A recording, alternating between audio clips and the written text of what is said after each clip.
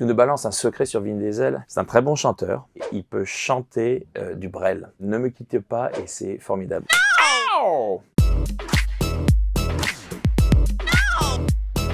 Tu t'es dit quoi quand on t'a proposé de devenir le réalisateur de Fast and Furious X? Je me suis dit qu'il s'était trompé de numéro, puisqu'il était 11h du soir, et Universal, c'était le patron qui m'appelait directement.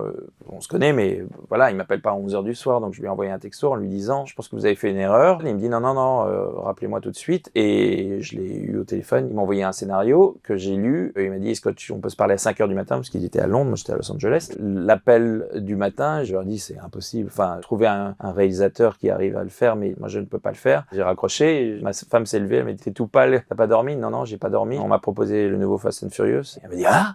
J'ai dit non, évidemment, c'est impossible. Mais qu'est-ce que t'as fait? Et c'est ton rêve, il faut absolument que tu les rappelles. Ce que j'ai fait, et maintenant j'ai réalisé le film.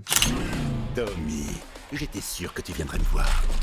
Et maintenant, je suis l'homme qui va briser ta famille. C'est ta dernière course.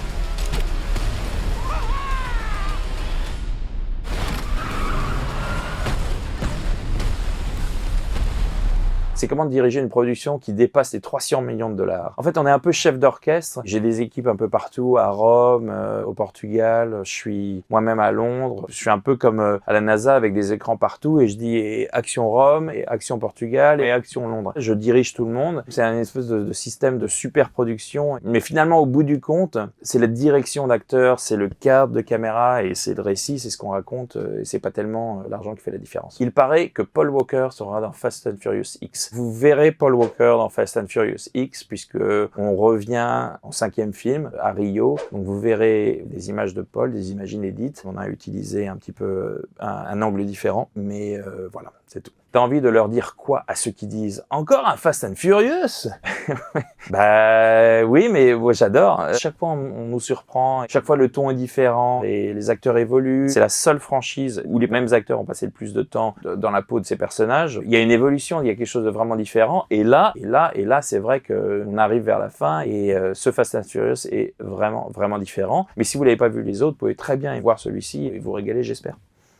Avant de réaliser ce film, fais-tu partie des fans de Fast and Furious? Oui. Alors je vais raconter une histoire. Mon premier film, avec mon comédien principal, nous allons voir, pour célébrer la fin de notre première semaine de tournage, un film qui venait de sortir, qui s'appelle The Fast and Furious. C'était en 2001. On se prend une claque de cinéma, on adore, et on se dit mais c'est ce qu'on a envie de faire. Et en fait, ça a défini un peu notre carrière. Mon film, c'était Transporteur, et mon copain et acteur principal qui était à côté de moi, c'était Jason Statham. Évidemment, Jason Statham est devenu Deckard Shaw à l'intérieur de la franchise, bien avant moi, et j'étais très jaloux. Et maintenant, on travaille ensemble, et quand on s'est vu la première fois sur le plateau de Fast X, et ben on est tombé dans les bras de l'un à l'autre. Le film que tu aurais rêvé de réaliser.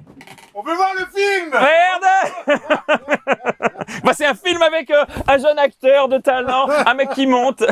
Vous m'avez fait peur. Oui, je sais, ça va. Un homme grand comme vous. On veut voir le film!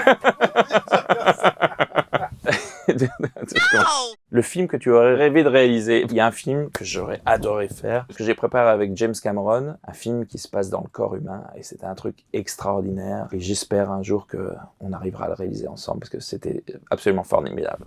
C'était comment de diriger Omar Sy dans la série Lupin. Ce qui est drôle, c'est finalement de transformer une amitié avec un copain, transformer en une relation professionnelle et devenir un partenaire de jeu, d'action, de récit, etc. Avec Omar, on s'adorait dans la ville et quand on s'est trouvé sur un plateau et on a commencé à travailler ensemble, on a compris qu'on était faits l'un pour l'autre, voilà. Il paraît que tu réalises aussi Fast and Furious 11, le dernier de la saga. À quoi devons-nous vous attendre? Je ne peux pas vous dire. Je ne peux pas vous dire. C'est assez beau de se dire que cette saga sera terminée par quelqu'un qui était fan, qui a vu le premier en tant que fan, qui a aimé tous les films et qui finalement maintenant a eu accès à ça. Donc c'est vraiment le rêve américain. Tu nous spoil une info sur Fast and Furious X? J'ai envie, mais allez le voir, il y a des surprises, de très très belles surprises. Et je fais une petite voiture avec Dom Toretto. Et puis une explosion.